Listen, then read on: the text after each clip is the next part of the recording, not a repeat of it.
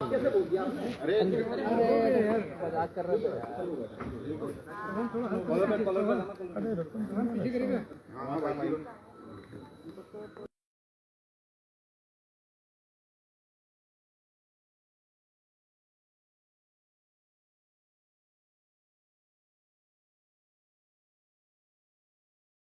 हो गया वीडियो बना लोगे छोटे छोटे वीडियो बना लोगे जी जी और मेरा काम बना रहे सुबह मैं अपने शहीद स्थलों पे आया हूँ।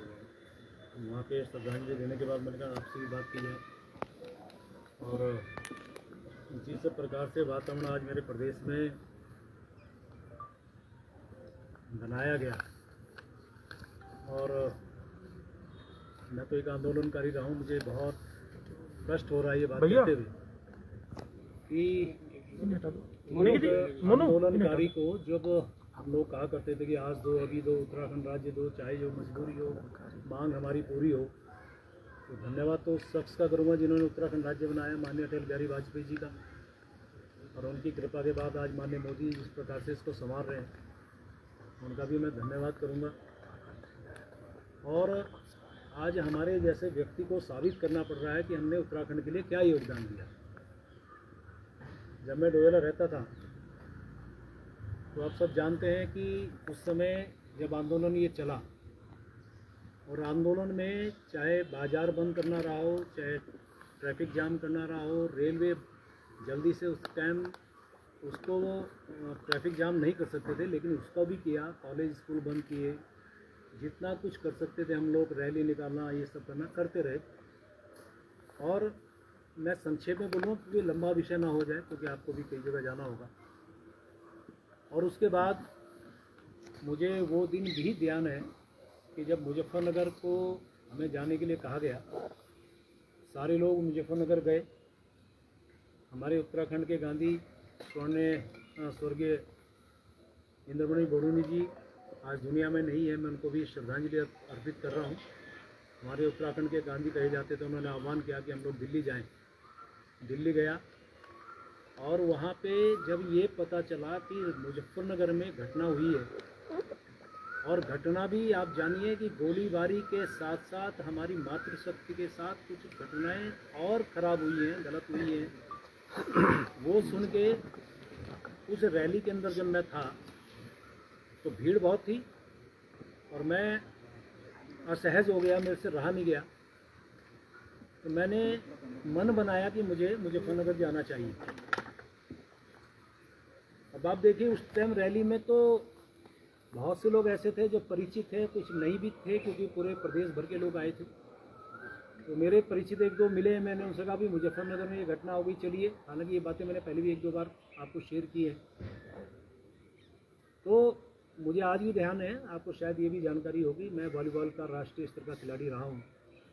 मेरे साथ एक वॉलीबॉल खेलता था यहाँ पे लोकल स्तर पे, डबराल उसका नाम है, आईडी फिल्म बेरा ऋषिकेश का रहने वाला, वो मिला। मैंने उसे कहा, मैंने कहा डबराल, डब्बू बोलते हैं प्यार में, मैंने कहा डब्बू ऐसे हो गया और वहाँ चलना है, कैसे जाएंगे? अरे मैंने देखते हैं। तो आए तो हम बस से थे, उसने मना किया, फिर एक दो और लोग मिले, उन्होंने मना किया। तो आखिर में मैंने निर्णय लिया कि मैं अकेला जाऊँगा। अब आप देखिए ये बात समझने की है कि मुझे ये पता था कि वहाँ गोलियाँ चल रही है, मुझे ये पता था कि उस समय जो उत्तर प्रदेश था, उत्तर प्रदेश में माननीय मुलायम सिंह जी की सरकार थी, वो किस प्रकार से उन्होंने उत्तराखंड, आज हम उत्तराखंड बोल रहे हैं, उस टाइम तो हम पहाड़ के लोग कहा करते थे अपने आप को कि हम पहाड़ के लोगों से उन्होंने जो व्यवहार किया, और वो कुछ भी कर सकते हैं।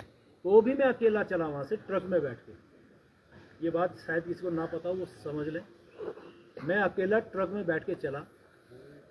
संयोग से मुजफ्फरनगर में मेरठ में आज भी जिंदा हैं माननीय मनोहर कांत ध्यानी जी, और आपके एक पत्रकार साथी थे राजेंद्र जोशी, वो आज दिवंगत हैं, नहीं है, उनको भी मैं श्रद्धांजलि दे रहा हूँ। वो एक वैन में कहीं से आ रहे थे, तो मैंने कहा अभी तुम कहाँ जा रहे हो? ऋषिकेश जा रहे हैं। मैं उतरा, उसमें बैठ गया कि मुजफ्फरनगर चलना है, सारी बातें बताई। वहाँ गए, वहाँ हालात देख के मैं बहुत अंदर से हिल गया।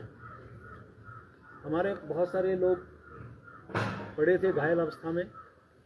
पीछे से एक आवाज़ आती, प्रेम अंकल। मैंने कहा देखा तो पीछे कौन है, तो आज भी वो लड़का जिंदा है, पूछ सकते हैं। एक एक बात वो है जो कोई राजनीतिक भाषण नहीं है, जो लोग राजनीतिक दृष्टि से लेते हैं इसको लें, लेकिन मैं दिल के अंदर से वो बात आपको बता रहा हूँ। मैं पीछे मुड़ा तो मैंने कहा ये तो संतोष नेगी का लड़का है। तो संतोष नेगी हमारी बहन, हमारी पार्टी में थी। आनंद सिंह नेगी उनके पति का नाम, वो चले गए दुनिया से, उनको भी श्रद्धांजलि है। तो मैंने बेटा क्या हुआ कि अंकल मेरे पैर में गोली लगी। उस समय मालती शर्मा राज्यसभा की सांसद, भारतीय जनता पार्टी से, उनकी टीम सबका देखभाल कर रही थी, दवा दारू कर रही थी, खिला पिला रही थी। मैंने बहन को कहा, मैंने बहन ये मेरे यहाँ का कार्यकर्ता है, इसका विशेष ध्यान रखना। आगे बढ़ता हूँ तो बॉडी का, डेड बॉडी का आंखों से मैं अब बयान नहीं कर सकता, ये स्थिति थी। वहाँ से जैसे कैसे हम आए रात को, फिर रायवाला, फिर वही नेपाली फार्म उतरा क्योंकि उनको उसके जाना था, मुझे डोवेला जाता। वहाँ से जैसे कैसे डोवेला पहुँचा अगले दिन, फिर जो मंजर हुआ वो सबके जानकारी में होगा। ऐसी मैं इसका बहुत संक्षेप में बता रहा हूँ। ये जो मसूरी का घटना हुआ, 6 आंदोलनकारी और एक उमाकांत त्रिपाठी शायद नाम था, उस टाइम सीओ थे, उनकी भी शहादत हुई थी गोलियों से। और मैं जब पता चला तो मैं भारतीय जनता पार्टी में तब से हूँ। मैं तो सब जानते हैं जन्मजात भारतीय जनता पार्टी का हूँ, संघ पृष्ठभूमि का हूँ। तो मोटरसाइकिल पे बैठ के मैं पहुँचा था मसूरी, और वहाँ के बाद ये स्थिति आई कि शायद जहाँ तक मुझे ध्यान आ रहा है कि उस समय डीएम थे राकेश बहादुर, शायद वो मुझे बर्दाश्त नहीं कर पा रहे क्योंकि आंदोलनकारी और एक जिसे कहते हैं कि क्या भाषा बोलेंगे इसे, बहुत उग्र आंदोलनकारी था मैं। और उन लोगों की निगाह में, प्रशासनिक निगाह में हम खटकते थे। सुभाष गुप्ता आपके पत्रकार साथी उस समय अमर उजाला में थे, वो आज भी है, ग्राफिकरण पूछ सकते हैं। उन्होंने मुझे कहा भाई साहब आप यहाँ से चले जाएं।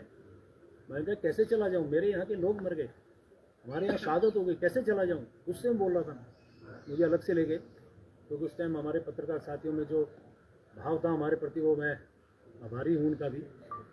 उन्होंने मुझे अलग ले जाकर कहा कि आपको पुलिस एनकाउंटर कर सकती है या फिर आपके खिलाफ एनएसए लगा सकती है, इसलिए आप चले जाइए, मैं आपसे हाथ जोड़ रहा हूँ।